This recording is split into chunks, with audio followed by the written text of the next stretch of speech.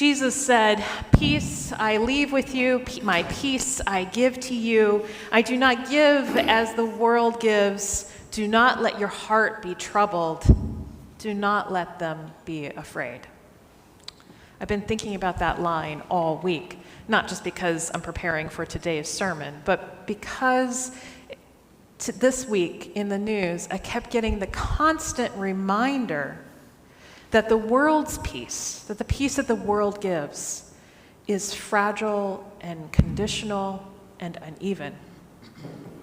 As I read about how 11 weeks without humanitarian aid at Gaza finally had ended, and so there's this huge humanitarian crisis underway there, and then this morning in Ukraine, having the largest besieged city in Ukraine from the Russian forces, it just hit home of what the world's peace looks like.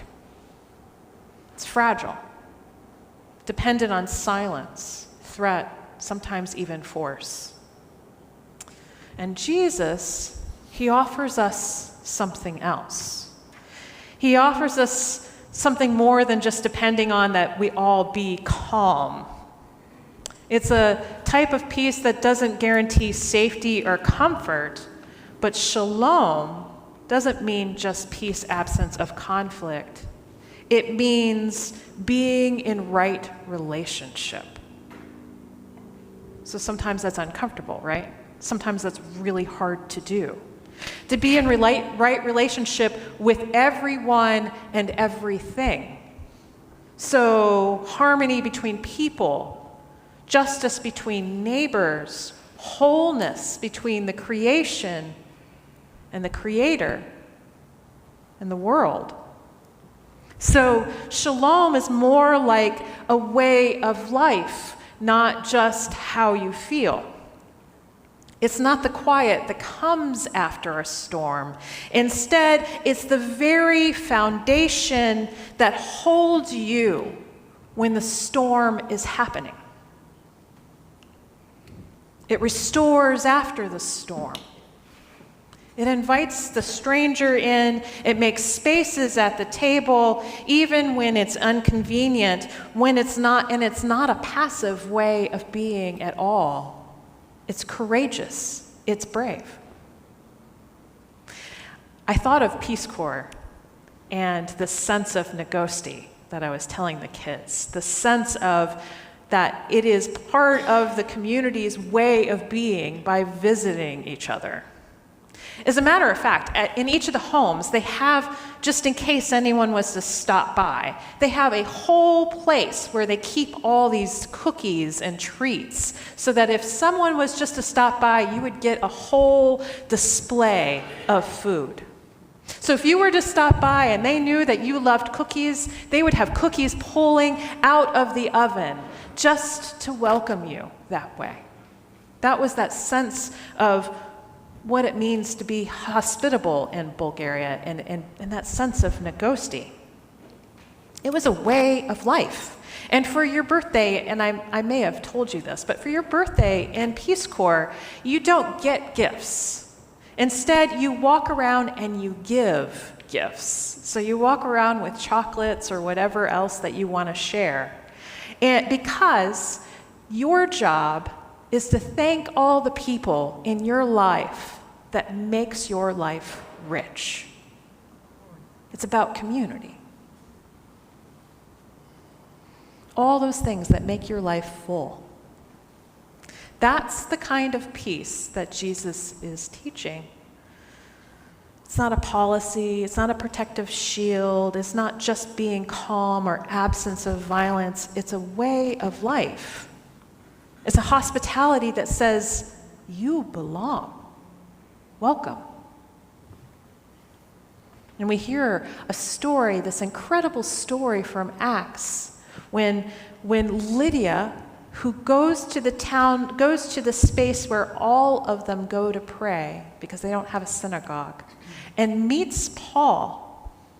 And in one meeting, she invites them in, opens her doors, We don't know much about Lydia. All we know is that she made cloth, and she sold purple cloth, and so she was probably wealthy and independent, because there's no story of her family at all. But she opens these doors, this woman opens these doors to Paul, and there they establish the very first church in Europe, in her home, in that space. That's how the very first church in Europe began, is not through a sermon or even a welcome brochure, but a sense of hospitality, the sense of opening up the door to anyone. It feels like it's in direct contrast to what the peace that the world is choosing right now. It's not a coincidence that I was thinking about Peace Corps this week, because the very program that taught me how to live cross-culturally, taught me how to be received and to receive others, that taught me for part of who I am today, is a program that is really being changed from the inside out. They're canceling cohorts because they're being dramatically distributed at the federal government level. And AmeriCorps, it's American version of it, where people go and volunteer to be in food banks and senior centers and schools. They've completely gutted that program. It's no longer. All the volunteers this year have just been told to go home. And as you learned maybe last week when you might have heard Koshi talk about it, even the Episcopal Church has ended its federal refugee resettlement program, choosing integrity over complicity in a system that was prioritizing some over others. This isn't bureaucratic decisions or organizational decisions. These are signs. They ask us, what kind of peace are we building? What kind of peace are we called to live? What kind of hospitality are we called to offer? Jesus doesn't give us the peace the way the world gives it, with walls, conditions, security. It's a peace that moves us towards others. It bears weight, it builds community. It's hard.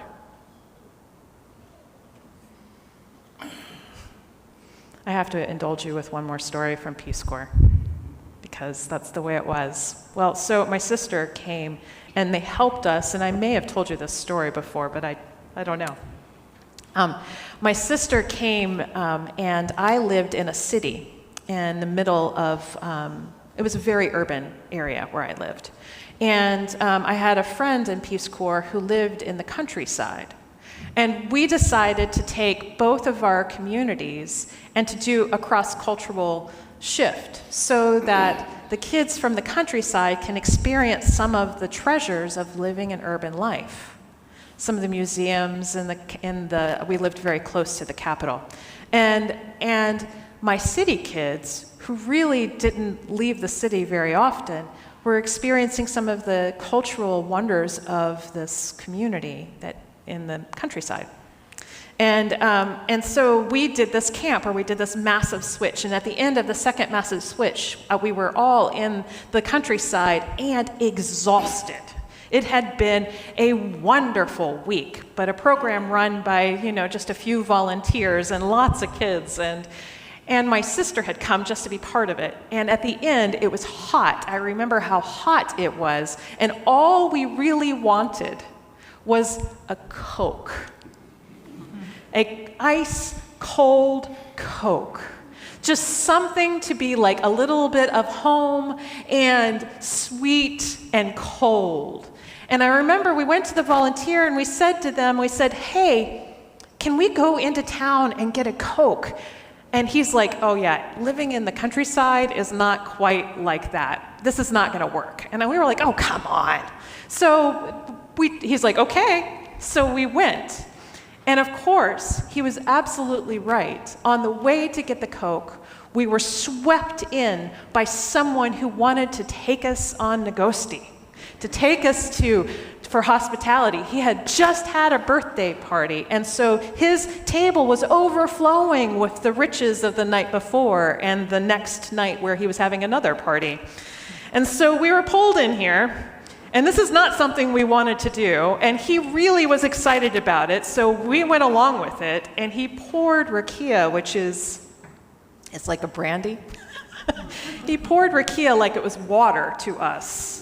And then, with great, enormous pride, and he was a little bit of a jokester, so he was kidding, he brought my vegetarian sister this great big platter, and he opened the platter, and there was the head of the goat we had been eating.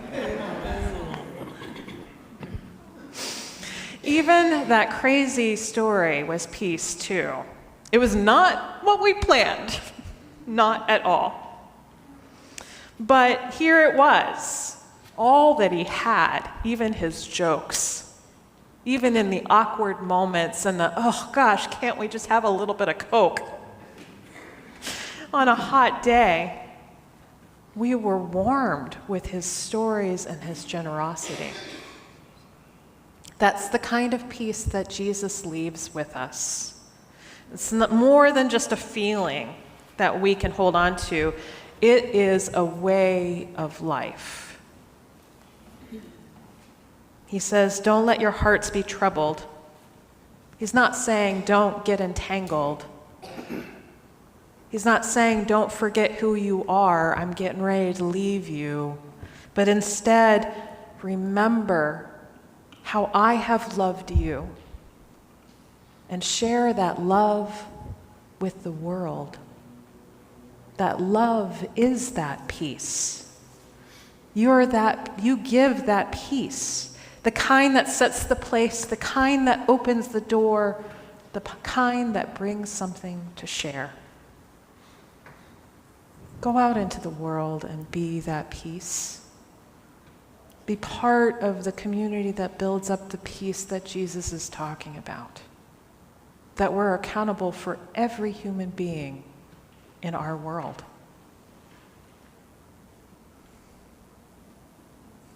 Go out and love. And that love will be more than you can offer. Amen.